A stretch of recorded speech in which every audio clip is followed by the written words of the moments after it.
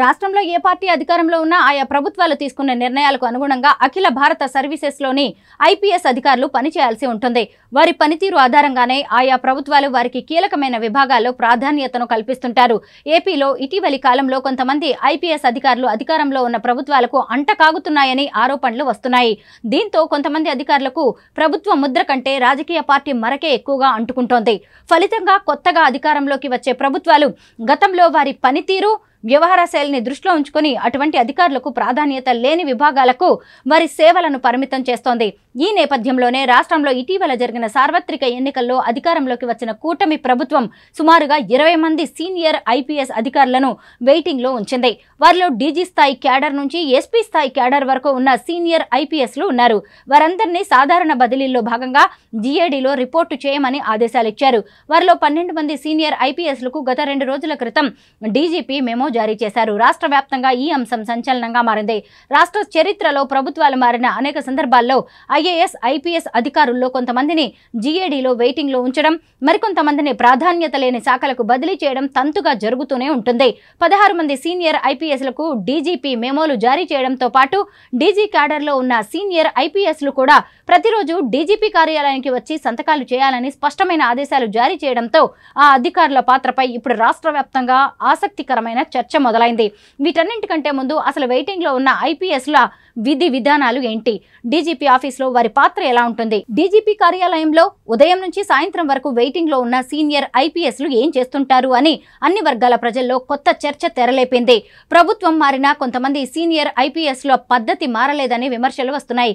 రాష్ట్రంలో అధికారంలోకి వచ్చిన కూటమి ప్రభుత్వం ఇప్పటికే పెద్ద ఎత్తున ఐఏఎస్ ఐపీఎస్ అధికారులను బదిలీ చేస్తుంది. కొంతమంది ఐఏఎస్ అధికారులు జీఏడీలో వెయిటింగ్ లో ఉన్నారు. సీనియర్ ఐపీఎస్లు కూడా 20 మందికి పైగా పోస్టింగ్ల కోసం ఎదురు చూస్తున్నారు. వారిలో 16 మందికి డీజీపీ మెమో ఇచ్చారు. కొంతమంది అధికారులను మినహాయించి ఆ 16 మందికి మెమోలు ఇవ్వడంతో ప్రభుత్వం మారినా వారి వ్యవహార శైలి ఇంకా మారలేదా అన్న చర్చ ప్రభుత్వ వర్గాలతో పాటు ప్రజల్లోనూ నడుస్తోంది.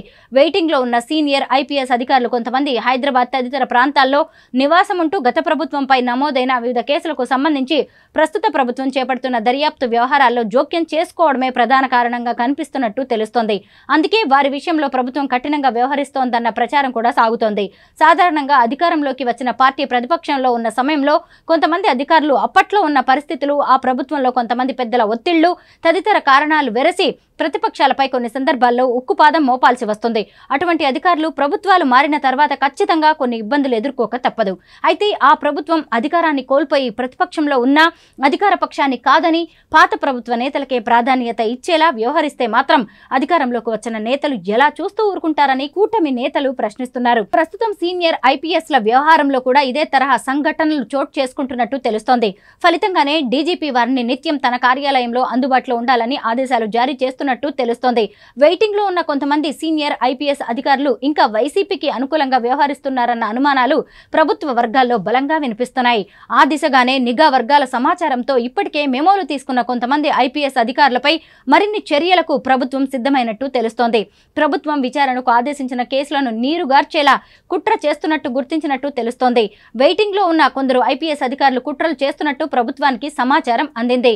వివిధ కేసులకు సంబంధించి విచారణ చేస్తున్న అధికారులు సిబ్బందిని పిలిపించుకుని మాట్లాడుతున్నారన్న అనుమానాలు కూడా ప్రభుత్వ వర్గాలు వ్యక్తం చేస్తున్నాయి. విచారణ సరిగ్గా చేయొద్దని దర్యాప్తు అధికారులను ప్రభావితం చేస్తున్నట్టు డీజీపీ కార్యాలయం గుర్తించింది. నిఘా వర్గాల సమాచారంతో ప్రభుత్వం మరిన్ని చర్యలకు సిద్ధమైనట్టు సమాచారం అందుతోంది.